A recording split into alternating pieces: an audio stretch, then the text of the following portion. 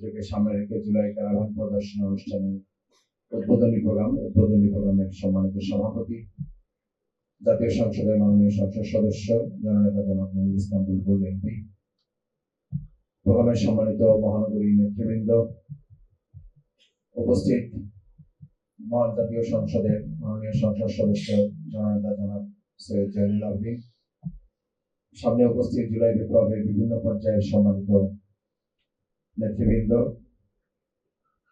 বাংলাদেশ জামাত ইসলামী ঢাকা মহানগরীর সম্মানিত কর্মপরিষদ সদস্যবৃন্দ, সম্মানিত ভাই এবং বন্ধুগণ, সাংবাদিক বৃন্দ। মূলত আমাদের আজকের এই উদ্বোধন অনুষ্ঠান মহানগরীর সম্মানিত সভাপতি এবং আজকের এই প্রোগ্রামের সম্মানিত সভাপতি তিনি কথা বলবেন এবং উদ্বোধন করবেন। আমাদের এই প্রদর্শনীতে মূলত 15 থেকে 20 মিনিটের কাছাকাছি সময়ের একটা চিত্র এখানে তুলে ধরা হয়েছে। এই 15 মিনিটের চিত্রের মধ্যে জুলাই আগস্টের প্রায় 1.5 মাস কিংবা 2 মাসের কাছাকাছি, অথবা বলা যায় এখানে বিগত 17 বছর ফ্যাসিস্ট আন্দোলনের একটা সংক্ষিপ্ত চিত্র আপনাদের সামনে তুলে ধরার চেষ্টা করা হয়েছে।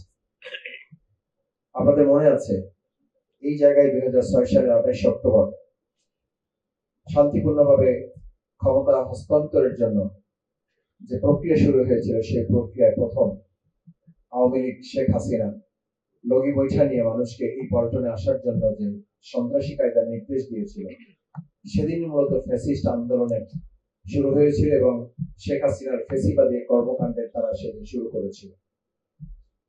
এবং সেই দিনই আমাদের চোখের সামনে 7 জন ভাইকে পিটিয়ে সাপের মতো তাদেরকে হত্যা করা হয়েছে। শুধু হত্যাই করা হয়নি, তাদের শরীরের উপরে উঠে নৃত্য করা হয়েছে।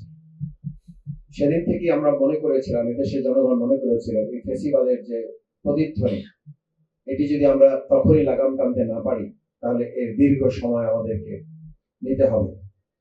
আজকে আমরা যেমন লক্ষ্য করি জুলাই আন্দোলনের ভূমিকায় আমাদের বর্তমান জুলাইয়ের যে সরকার যারা দাবি করেন, সেই জুলাই সরকার গণভোটের মাধ্যমে যে 70% মানুষ এটার পক্ষে রায় দিয়েছে, সেই রায়কে আজকে তারা উপেক্ষা করছে এবং এটাকে তারা না বলছেন। আপনাদের মনে রাখতে হবে, গণভোটের এই হাকে যদি আপনারা না বলেন, তাহলে এই 70% মানুষ যদি আপনাদেরকে না বলে, তাহলে আপনারা যে মেজরিটি নিয়ে 49% ভোটের মাধ্যমে সংসদে আছেন, আপনারাও কিন্তু যে কোনো সময় না হয়ে যেতে পারেন। আজকে এই আপনাদের দ্বিধা বিভক্তি 2006 সালের 28 অক্টোবর প্রথম দ্বিধা বিভক্তি যাত্রা শুরু করেছিল। জামাত ইসলামী নেতা কর্মীদেরকে এখানে পিটিয়ে হত্যা করছিল, আর আপনারা এই পাশেই নয়াপল্টনে তখন অপেক্ষমান ছিলেন জামাতকে আরো পিটিয়ে কতটা সহায়তা করা যায় এবং আমাদেরকে কতটা দুর্বল করা যায়। সেদিন যদি আপনারাও কর্মসূচি ঘোষণা করে দেশ এবং জনগণের পক্ষে সেদিন দাঁড়াতেন, তাহলে সেই 2006 সালের 28 অক্টোবরে ফ্যাসিস্টের প্রতিধ্বনি এত দীর্ঘ যাত্রা শুরু হতে পারত না। বেগম জিয়াও যেদিন নির্দেশ দিয়েছিল 2013 সালের 5ই মে এই শাপলা চত্বরে যখন হত্যাকাণ্ড সংঘটিত হয়, তখন বেগম জিয়া নির্দেশ দিয়েছিল যে যেখানে আছেন সবাই যার যার সামর্থ্য নিয়ে আলেমদের পাশে দাঁড়ানোর জন্য। আমরা সেদিন দেশবাসী লক্ষ্য করেছে, আপনাদের সেই নেত্রীর কথাও আপনারা সেদিন ধারণ করতে ব্যর্থ হয়েছে। যেদিন নির্দেশ দেওয়া হয়েছিল road for democracy, March for democracy, সেই মার্চ ফর ডেমোক্রেসিতে যখন জোটের সিদ্ধান্ত হয়েছিল, সেই জোটের সিদ্ধান্তে আমাদের নেতৃবৃন্দ নির্দেশনা দিয়েছিলেন। সেই মার্চ ফর ডেমোক্রেসিতে আপনাদের দলের পক্ষ থেকে সেদিনের আপনাদের নেত্রী বেগম খালেদা জিয়া মরহুমা তিনিও সেদিন নির্দেশ দিয়েছিলেন। দেশবাসী লক্ষ্য করেছে, বাংলাদেশ জামাত ইসলামের নেতা কর্মীরা সর্বস্তরে মাঠে নেমে এসে গুলির সামনে দাঁড়িয়েছিল। আপনাদের নেতা কর্মীদের ম্যাক্সিমাম অধিকাংশদের ফোন নাম্বারই বন্ধ ছিল, কাউকে ফোনে খুঁজে পাওয়া যায় না। আজকে আপনারাই তারা। এই জুলাইয়ের সকল কৃতিত্ব আপনারা বলেন যে জুলাইয়ের এই কৃতিত্ব আপনাদের, 71-এর কৃতিত্ব আপনাদের, 90-এর কৃতিত্ব আপনাদের। আর বাংলাদেশ জামাত ইসলামী মনে করে এই প্রত্যেকটি কৃতিত্ব কোন একটা দল বা গোষ্ঠীর না, কারণ এই কৃতিত্বগুলো যখন একটা দল বা গোষ্ঠী এটাকে বিক্রি করে রাজনীতি করেছে, তখনই এই দেশের জনগণ কোনো টিকিট ছাড়া তাদেরকে হেলিকপ্টারে করে দেশ ছাড়া করতে বাধ্য করেছে। বাংলাদেশ জামাত ইসলামী জুলাইয়ের চেতনাকে ধারণ করে মানুষের কল্যাণের জন্য কাজ করে। রাজনীতির ব্যবসা জামাত ইসলামী ছাত্র শিবির করে না। কিন্তু আমরা খুব বিস্ময়ের সাথে লক্ষ্য করি, জুলাই চলে যাচ্ছে, আগস্ট চলে আসতেছে, বর্তমান সরকার ক্ষমতায় থেকে এই জুলাইকে সামনে রেখে কি কর্মসূচি গ্রহণ করেছে এদেশের জনগণ তা টের পাচ্ছে না। তার মানে হচ্ছে আপনারা জুলাই আগস্টকে জনগণের মাথা থেকে ভুলিয়ে দিয়ে আপনারা নব্য আরেকটা ফ্যাসিবাদী সরকার প্রতিষ্ঠা করার জন্য সকল আয়োজন সম্পন্ন করতে যাচ্ছেন। সেটার মাঝখানে আপনারা জুলাইকে একটা বাধা মনে করেন। আমরা পরিষ্কার বলতে চাই, গণভোটের রায় বাস্তবায়ন করতে হবে। জুলাইয়ের চেতনাকে ধারণ করে আমাদের সংবিধান সংশোধনের জন্য আপনারা কমিটি যাচ্ছেন জামাতের কাছে। জামাতের পক্ষ থেকে পরিষ্কার বলা হয়েছে, সেদিন জুলাই আগস্টে কোন সংশোধনের জন্য আমাদের দেশে জনগণ রাস্তায় নামে নাই, শিক্ষার্থীরা রাস্তায় নামে নাই। সেদিনের স্লোগান ছিল সংস্কার, সেদিনের স্লোগান ছিল রিফর্ম।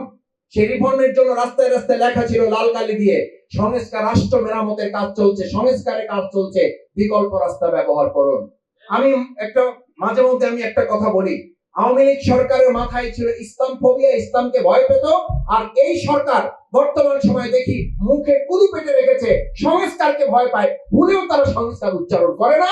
অথচ তারা বলে 31 দফা কর্মসূচির সংস্কার নাকি তারা ঘোষণা করেছে। লজ্জা একটা জাতির জন্য। আপনারা 31 দফা যদি সংস্কার ঘোষণা করেন, তাহলে আজকে সংস্কার শব্দটাই আপনারা উচ্চারণ করতে ভয় পান কেন? ভয় পান এই জন্য, সংস্কার শব্দ শুনলে আর চাঁদাবাজি করা যায় না। ভয় পান এই জন্য, সংস্কার শব্দ শুনলে দলীয়করণ করে বিশ্ববিদ্যালয়গুলো দখল করা যাবে না। কিন্তু সেগুলো আপনারা করা শুরু করেছেন, এই জন্য সংস্কার আর এখন আপনারা উচ্চারণ করতে চান না। আসুন আমরা সেই কথাগুলোই, জুলাই আগস্টে কি হয়েছিল সেগুলো জাতির সামনে তুলে ধরে আমরা জাতিকে এগিয়ে নিতে চাই। সেই প্রত্যাশায় আপনারা এই জুলাই ক্যারাভান যেখানে যেখানে যাবে, জনগণকে সঙ্গে নিয়ে এটিকে আমরা আরো ব্যাপক পরিসরে মানুষের মাঝে ছড়িয়ে দেব, সেই আহ্বান জানিয়ে আমার কথা শেষ করছি। এ পর্যায়ে বক্তব্য রাখার জন্য অনুরোধ করছি বাংলাদেশ জামাত ইসলামী কেন্দ্রীয় কর্মপরিষদের অন্যতম সদস্য, ঢাকা মহানগরী দক্ষিণ জামাতের সংগ্রামী নায়েবে আমির, জননেতা জনাব অ্যাডভোকেট ডক্টর হেলাল উদ্দিন। বিপ্লবের প্রামাণ্য চিত্র প্রদর্শনী জুলাই ক্যারাভান উদ্বোধনী অনুষ্ঠানের আমরা একেবারে শেষ পর্যায়ে এসে উপনীত হয়েছি। যারা কষ্ট করে এখানে উপস্থিত হয়েছেন সবাইকে আন্তরিক কৃতজ্ঞতা ধন্যবাদ জানাচ্ছি।